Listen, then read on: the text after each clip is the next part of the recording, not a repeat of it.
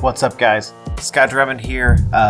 This is my channel. This is my comic making channel on YouTube. I don't know, we don't have a name for it yet. What we do on this channel is we talk about comics, we talk about how to make them, we talk about all that cool stuff that's associated with it. I am a comic artist illustrator. I do a webcomic called Night Smoke, which you can find at nightsmokecomic.com.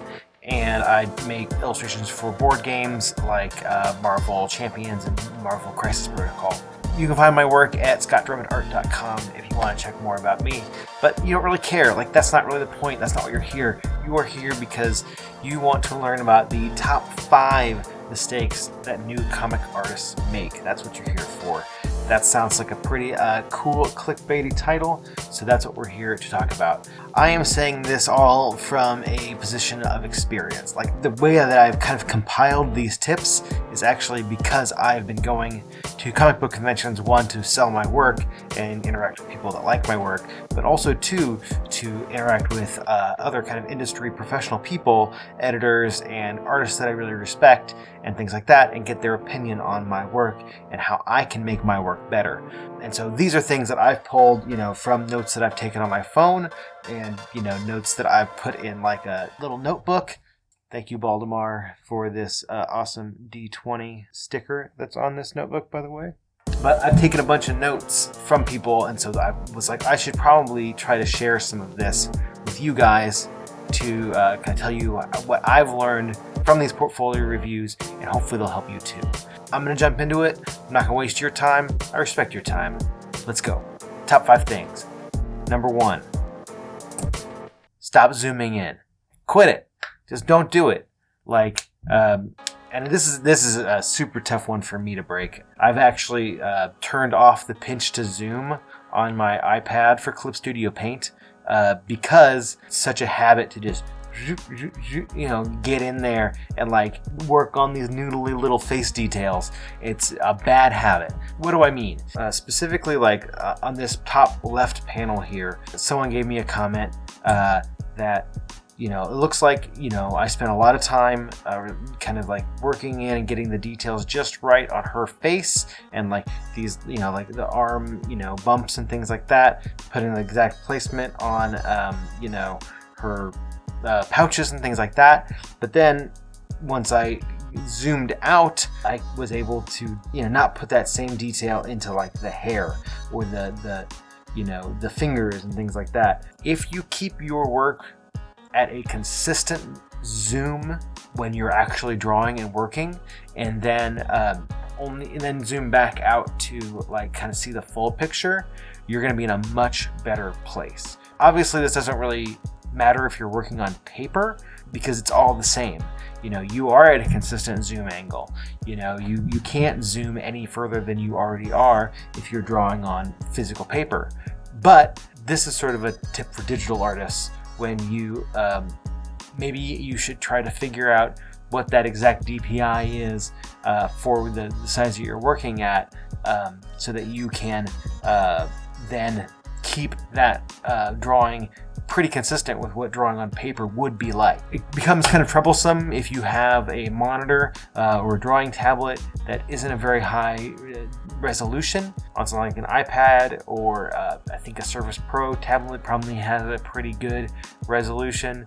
But if you're working over 200 on a 200 DPI screen, you'll have a better chance of this tip working out for you. The real crux of it is make sure that you are not overworking one small detailed area and leaving another area unfinished. Tip number 2, vary the size of the people in the panels. This is a note I got for this page, but basically that, this is supposed to be this action-packed, crazy page, a lot of stuff happening, and you can kind of see that I'm trying to lead your eye through the page with different things. But the problem is every single figure is the same size. So she in the top panel is the same size as she is in the second panel, which is about the same size as the guy in the background is on the third panel, and then that guy is about the same size as the guy hitting her with the lamp in the fourth panel, and then she's back in that fifth panel being about the same size. The storytelling is clear in this page, which is another big thing you have to worry about. But when you are making these panel layouts, try to, have one that's a big character and then maybe a small character. Do some variation so that you don't just have these little people that are, all the same size. You're like, well, cool story, man. Good stuff.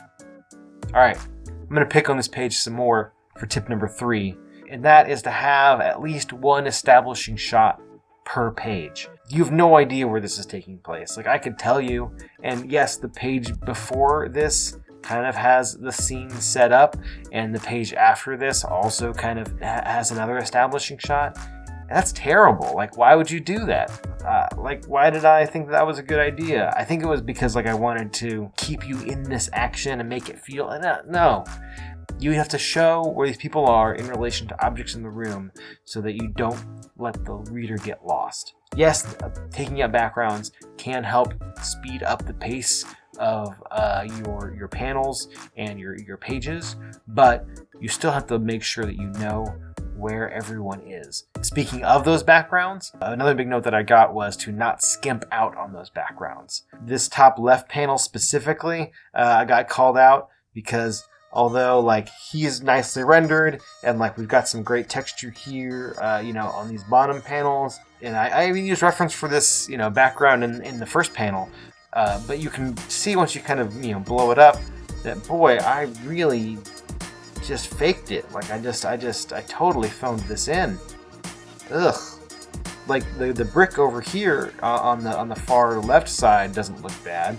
And he's got some decent little texture going on, but all this stuff is completely out of whack. None of this perspective is right. All the windows are all at weird, crazy angles. None of this is correct. Don't do this.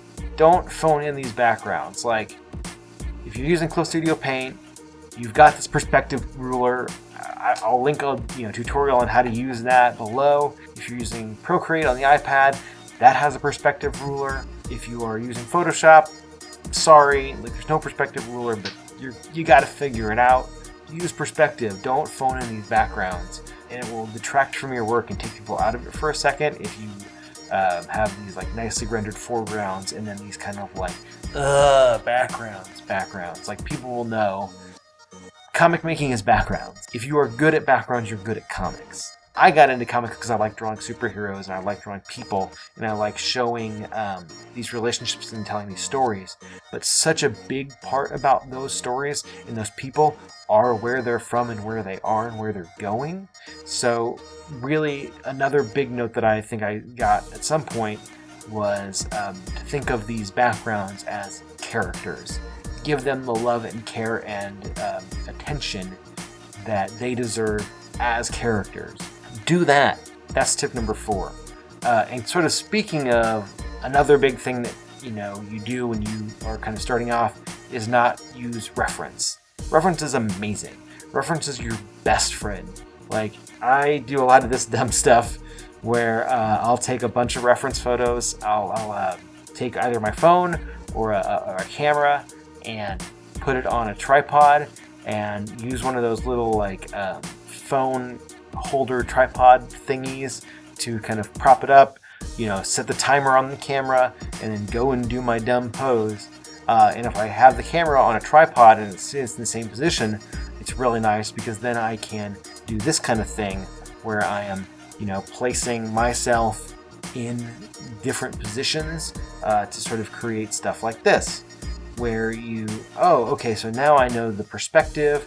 I can see, okay, this guy kind of towers over this guy, and now the perspective is correct because I took those reference photos. And I do a lot of that stuff for, I'm going to actually backtrack. These bottom 3 panels, I shot those reference photos. I have a leather jacket that I put on and with a hoodie, and I don't have these exact gloves, but I put on some gloves. I took a lot of photos to make sure that these folds look correct. Buildings and stuff, I'll go on Google Maps and I'll look around and find the buildings in the city that I want. Using reference, finding 3D models of things that you don't know how to draw, guns, spaceships, crazy stuff like that is totally cool. That's fine. Don't become too much of a slave to it. You don't have to just trace everything, but sometimes, you know, that's not a bad move if you're kind of like pressed for time and you gotta like, oh, okay. But don't trace anything that's like you don't own. Like if you find a model of, I don't know, a car that is like a futuristic car that somebody made up. That's their car. Like, make up your own car, or you know, take that perspective and then draw on top of it, or learn how to do 3D stuff and make your own stuff. I've done that before too, where I'll go in to Blender or to Sculptress. Those are two free programs that you can use to sort of make cool 3D stuff, and then you can position it in any way you want. You know, now you can take a screenshot, plop it into, you know, Clip Studio Paint or wherever. Now you've got your own personal reference photo. It's a great way to do things. Like, a lot of professional comic artists do that. Taking reference photos, finding reference photos, and reference 3D models is a big deal, and it will immensely help you create believable comic stories. Hopefully that was helpful. You know, this is kind of a quick and simple video. I wanted to do something for the new year, kind of show, hey, you know, 2020, let's rock this stuff. I'm excited about making new videos. I want to kind of do more of this stuff where I can just kind of talk at the camera, but I also want to get back, you know, to some Clip Studio Paint tips, you know, and some kind of more down and dirty, like technical stuff as well. So if that's the kind of content you're looking for, if those are the kind of videos you like, think about subscribing below. I think that's here or here. I don't know where the button is. You know where the button is. Hit the subscribe, hit the bell, do all the cool YouTube stuff that you hear at the end of every YouTube video. And yeah, I'll see you guys in the next one. All right, take care.